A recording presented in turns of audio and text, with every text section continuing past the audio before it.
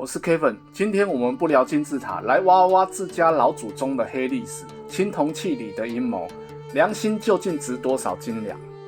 你以为菜市场电子秤多你一颗鸡蛋已经有够要求了吗？跟你讲，3000年前的西周，我们的老祖宗玩的可是合法敲诈等级的骗术。表面上是礼乐文明，实际上呢，连周天子底下最信任的家己人都在用青铜器搞鬼，弄得你不止没饭吃，连哭都找不到调，挖个坑给你跳，跳下去你还爬起来跟他说声谢谢。今天我们就回到那个钟鸣鼎食的年代，看看一位倾权一时的西周大贵族是怎么利用一件象征公平的青铜良器，玩了一出偷天换日的粮食诈骗大戏。这不只是一个古老的故事，根本就是刻在我们 DNA 里的防骗求生指南。来，以下搬好听我讲。西元前900多年，西周中期，当时的首都镐京就像现在的北京，是天下的中心。周天子分封天下，靠的是什么？宗法制、礼乐制，讲究的是尊卑有序，一切都要按规矩来。那时候还没有统一的铜钱满天飞，国家收税，官员发俸禄，很多时候靠的是什么？粮食、小米、大麦这些硬货。所以粮食的良器就成了国家命脉的度量衡。用台语讲就是那个崩啊。为了显示公平，周天子会颁布标准良器。我们今天故事的主角就是一件虚构但非常可人的青铜器——公孙监造王赐和饼。公孙贵是当时周天子的宠臣，掌管着王朝的粮食和部分税赋。他不满足于现有的权力与财富，他想要的是变成西周上好的人。机会来了，这时周天子为了整顿度量衡，下令公孙贵负责监造一批新的标准良器王赐和饼，颁行全国。这一天，公孙贵把经验丰富的老师傅石伯拉到一边，声音压得非常低。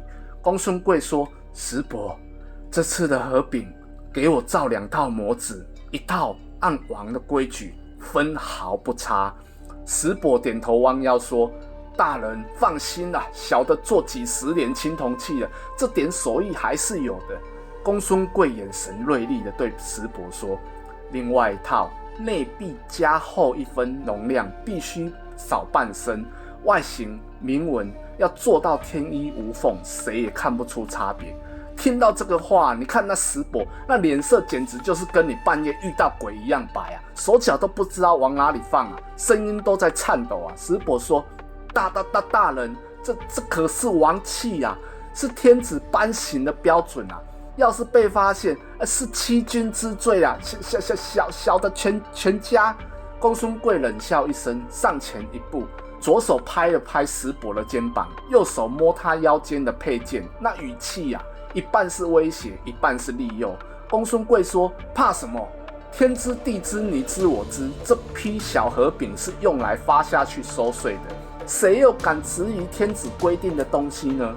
公孙贵从兜里掏出一袋东西给石伯说：“这是定金，你的儿子我保他入我府中，将来前途无量。想想吧，是冒点风险换一世富贵，还是守着你那破铜炉过一辈子嘛？”那石伯啊，手里拿着那袋很沉的东西，探得像块木炭。你看他那表情啊，又惊又怕，又有点心动。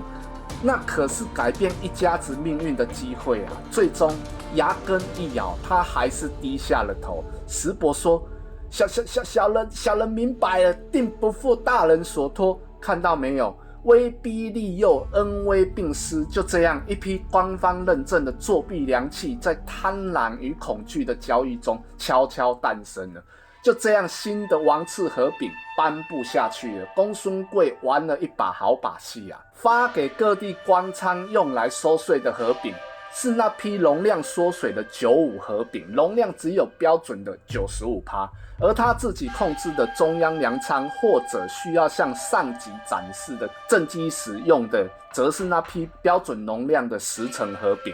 你想想看，农民交税用的是小和饼，量100饼。实际上交了105饼的粮食，那多出来的5%，神不知鬼不觉就进了谁的口袋？当然是我们公孙大人的保险柜啦。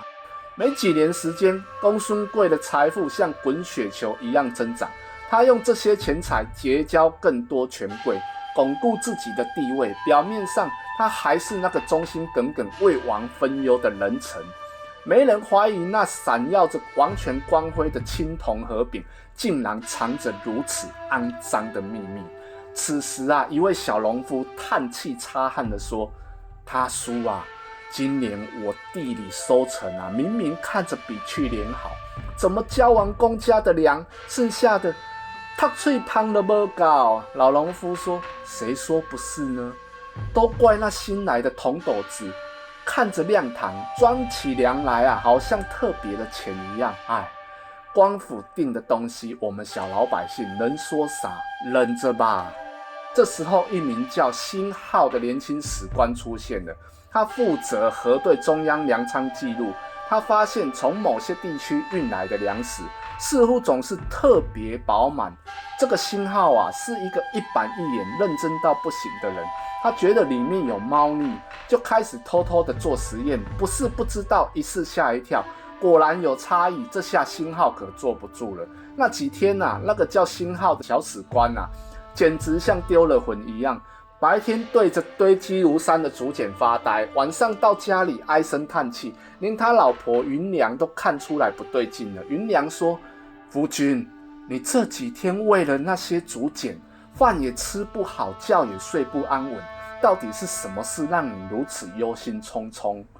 辛浩放下笔，疲倦地揉着额头说：“云良，我可能发现了一个天大的秘密，一个能让公孙大人身败名裂，但也可能让我们家破人亡的秘密。”云良倒吸了一口凉气啊，声音颤抖地说：“啊，公孙大人，夫君，你别吓我，他权势滔天，我们惹不起啊！就算真有什么，你就不能睁一只眼闭一只眼吗？为了我和孩子。”听到妻子这么说啊，辛浩脸上露出了痛苦的表情。他看看妻子担忧的脸，又想想那些被克扣粮食的百姓，还有自己作为史官的职责，那真是心如刀割，左右为难啊。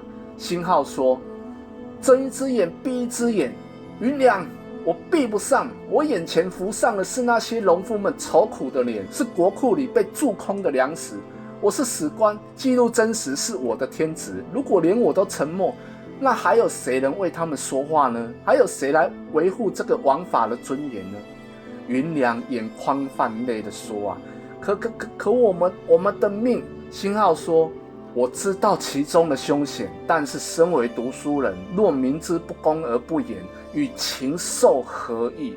云良，给我点时间，我需要找到一个万全之策。”这就是挣扎，一边是身家性命，一边是良知与职责。换作是你会怎么选？最终啊，辛浩心中那杆秤还是倾向了良知那边。他选择了一个重要的祭祀典礼，因为这一天百官齐聚，天子也会亲临，是他唯一能确保声音被听见的机会。辛浩说：“陛下，臣史官辛浩冒死进谏，恳请陛下明察，公孙贵大人监造之王赐盒饼实有2种，一为标准，一为缩减，以此欺瞒陛下，盘剥万民，证据在此，请陛下慎断。”这时候啊，朝堂震动啊，当2套外表一模一样，容器却有着细微差别的王赐盒饼摆在周天子面前时，真相大白，铁证如山啊！那公孙贵啊，当场就瘫软在地，脸色跟漂白水洗过的衣服一样白歆歆啊，一句话都说不出来。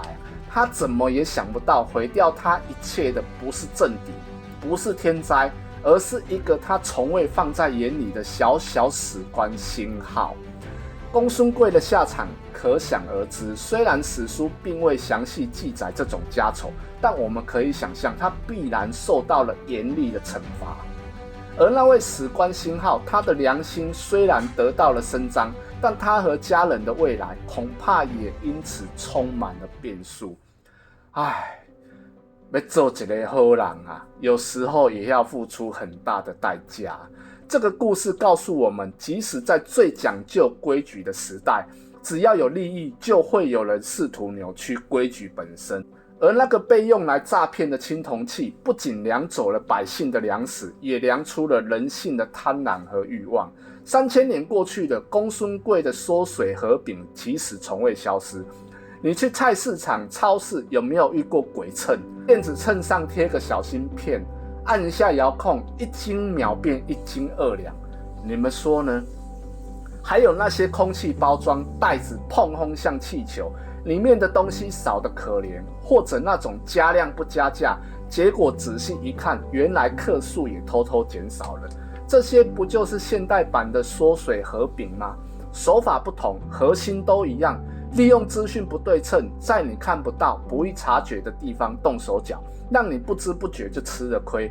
公孙贵的故事给我们最大的警示就是，永远不要完全相信标准的定制者不会动歪脑筋。权力导致腐败，绝对的权力导致绝对的腐败，这位不是欧北讲的啊。好了，这就是我们第2集青铜器里的阴谋。王的良心到底值多少斤两？希望这个故事能让你下次去买鸡蛋的时候不会被偷1颗走。喜欢的话，订阅、按赞、分享一下啦，才不会每次都被骗1颗鸡蛋啦。我是 Kevin， 我们下集见，拜拜。